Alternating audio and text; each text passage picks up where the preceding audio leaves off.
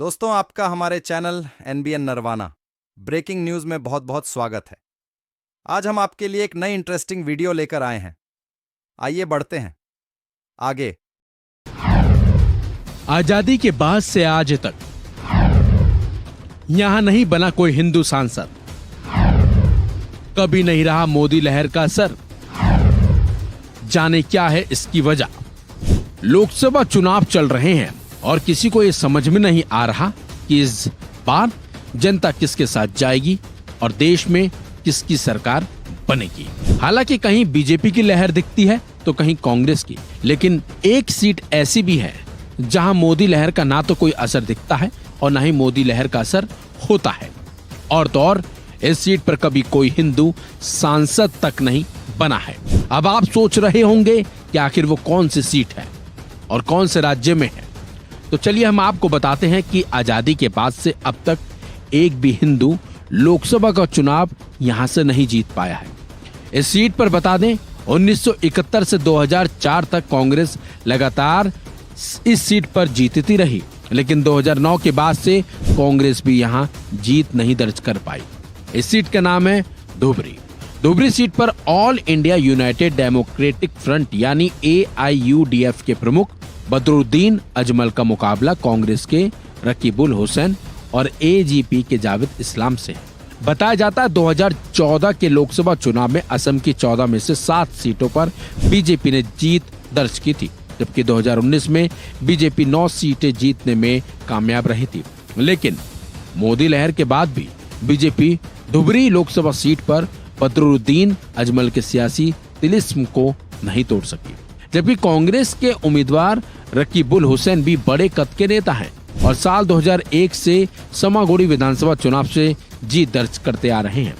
रकीबुल हुसैन को चुनाव मैदान में उतारकर कांग्रेस ने ये जाहिर किया है कि बदरुद्दीन अजमल के खिलाफ उसके तेवर सख्त हैं और वे धुबरी सीट को किसी भी कीमत पर वापस अपने पाले में लाना चाहती है। रकीबुल असम विधानसभा में विपक्ष के उपनेता भी हैं। राजनीतिक आंकड़े इकट्ठा करने वाली वेबसाइट चाणक्य के मुताबिक धुबरी लोकसभा सीट पर 72.3% मुस्लिम आबादी है। आपको बता दें बदरुद्दीन अजमल इत्र के बड़े कारोबारी हैं। उनका भारत के अलावा खाड़ी के देशों में भी व्यापार है। अजमल के व्यवसाय की प्रमुख कंपनी अजमल परफ्यूम का हेडक्वार्टर दुबई में है।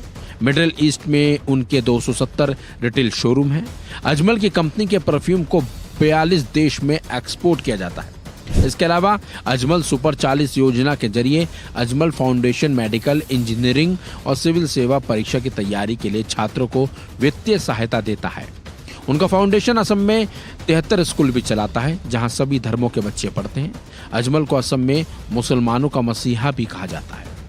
चुनाव प्रचार के दौरान अजमल कहते हैं कि उन्होंने ब्रह्मपुत्र नदी पर धुबरी फुलबारी पुल के निर्माण की पैरवी की और ये पुल साउथ असम की अर्थव्यवस्था को बदल देगा। बीजेपी और कांग्रेस दोनों की कोशिश बदरुद्दीन अजमल को यहां से चुनाव हराने की है। कांग्रेस की राष्ट्रीय महासचिव प्रियंका गांधी वाड्रा यहां चुनावी जनसभाएं कर चुकी हैं, जबकि एनडीए के उम्मीदवार जावेद इस्लाम के लिए असम के मुख्यमंत्री हिमंता बिस्वा शर्मा खुलकर चुनाव प्रचार कर रहे हैं। ऐसे में देखना होगा अजमल का किला ये लोग यहाँ से ढहा पाएंगे या फिर नहीं।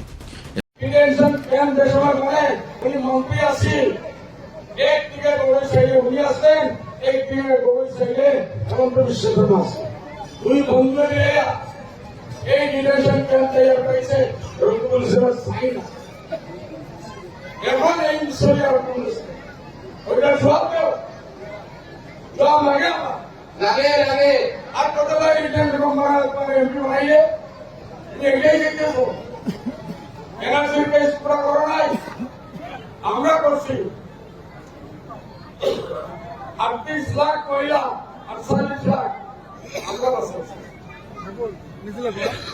এজন্য ভাই হিসাব রাখতে আজকাল মিডিয়া এক বছরে সবাই 100।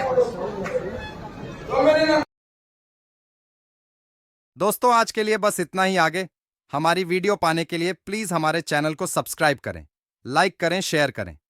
कमेंट बॉक्स में हमें जरूर बताएं कि आपको हमारा वीडियो कैसा लगा। Thank you.